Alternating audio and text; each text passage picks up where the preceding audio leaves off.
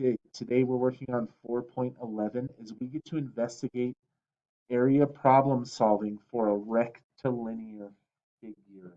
What do you see in this word rectilinear, by the way? What word can you associate that with?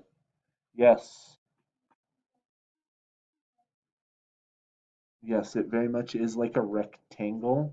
When I say rectilinear, it means it's sort of an irregular shape like this, where it has just differences in um, I guess than a regular rectangle or a square where the line would just go like this. Okay. You might need a couple of skills to work on this. First of all, what is area? Who remembers what area is? Do you remember about area? Yes. So it is definitely multiplication. So we're working on these multiplication skills. We're going to continue to work on that, and it was pointed out just now that there is a formula for that. Okay, so understanding what a formula is, it's like a rule basically, and that we are working in measurements. Okay, so it was pointed out that area area equals length times width, if you remember, and sometimes it can be shown as this: A equals L times W. Everybody kind of remember that? We're working in multiplication. Yes,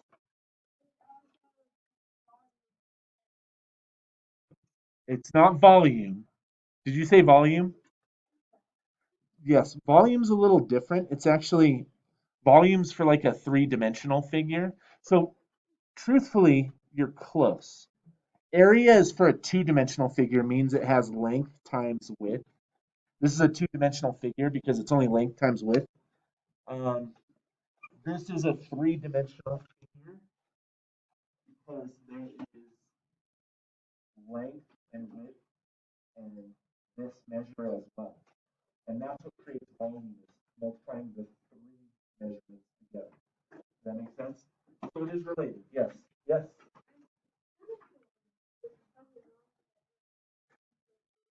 It is, and we measure it not necessarily square feet, but we'll call it square units. Okay. And most of the time it's written for you. That's the units. So it could be square feet, square inches, square centimeters. It just really depends on the measurement that's being used. So that is a not only a great guess, I think it's a very educated guess. Okay. I think when we've done this, well, I'm certain when we've done this, we've only done it with like a square or a rectangle, right? I want to do a relation here. When we do like this multiplication, like 34 times 17, I can't even do that in my head, right? The best way to do that is pull it into parts. That makes it a lot easier, right? And it's why we're doing partition rectangles and partial products in this case, okay? Same for this. I can't even do this in my head. So I want to pull it into different parts, okay? What's your thought? Do you have a thought about it?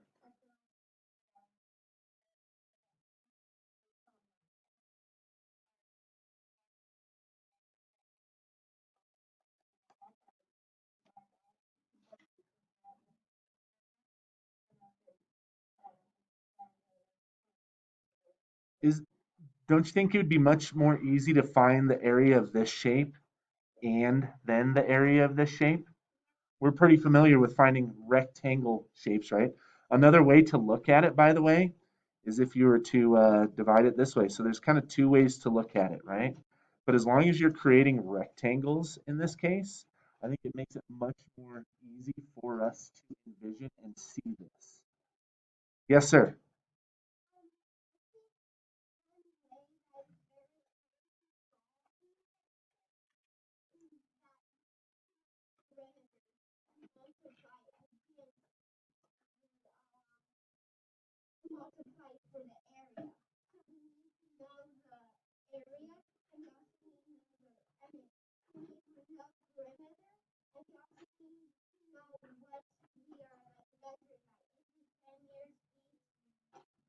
Absolutely. Good. So we need to have these measurements. Not necessarily the perimeter. We can find the perimeter with the measurements, which would help us find the perimeter, which is good, right? There might be some cases where you just get this here, okay? I'm missing some, well, yeah, I'm missing a little bit of information at this point, right? Okay, so how I want to look at it, is I want to break this figure up like was suggested just a moment ago. So maybe I want to break this figure up like this. Okay. What I've essentially done now is what's this? This length is 6. We'll call it inches. Okay. And I want to show you just a. Did you guys know that's another symbol for inches? Okay. Those little two quotation marks. So we have 6 inches here. What do we know? What do we know this side is now? Just from here to here, based on some of the rules that we've come up with. Yes. Okay, so this, yep, this bottom part is 6. And if this was all 8 inches, that makes that 2, right? Because 6 plus 2 is 8. If that whole length is 8 inches, right? Does everybody see that okay? Awesome. We now have all the information we need to solve for this, okay? So if we do length times width for this one, let's do 2 times 4, right? Is what? 8.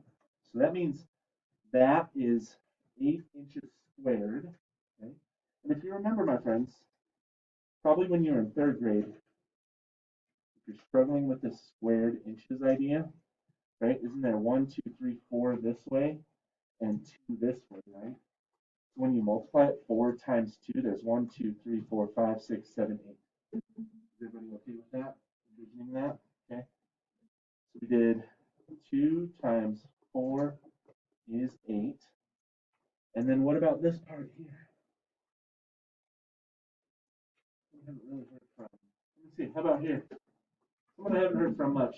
To see if we're all paying attention. Yep. How do I solve for this? Yep. So the length times the width. And really, we already had this. We only solved this so we could figure this one out, right? So 6 times 6. And what's 6 times 6? It is 36. Okay.